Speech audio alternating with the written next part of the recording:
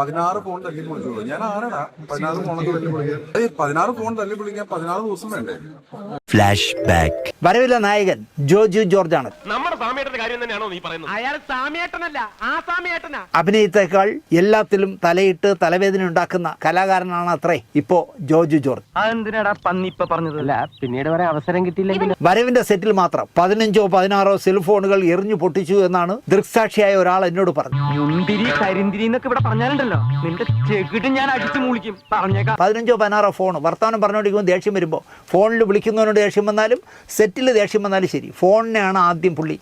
അതാവുമ്പോൾ വായില്ലല്ലോ. ആശാന് ഞാൻ രസയാണ്, നാറ്റിക്കരുത്, പബ്ലിക്കിന് പേരുണ്ടാവില്ല. തിരിച്ച് ചീത്ത വിളിക്കാനോ അടിക്കാനോ ഒന്നും സെൽഫോണിന് കഴിയില്ലല്ലോ. നീ ചായ അടിച്ചാൽ മതി, നീ എന്നെ അടിക്കാൻ നിൽക്കണ്ട. അപ്പോൾ 1 ലക്ഷമോ 50,000 രൂപയോ 1 ലക്ഷം രൂപയോ 1.5 ലക്ഷം രൂപയൊക്കെ വിലയുള്ള മിക്കവാറും സിനിമാക്കാരനായതുകൊണ്ട് ആരെങ്കിലുമൊക്കെ ഫ്രീ കൊടുത്ത ഒരു 100 ഫോൺ വീട്ടിൽ കാണും.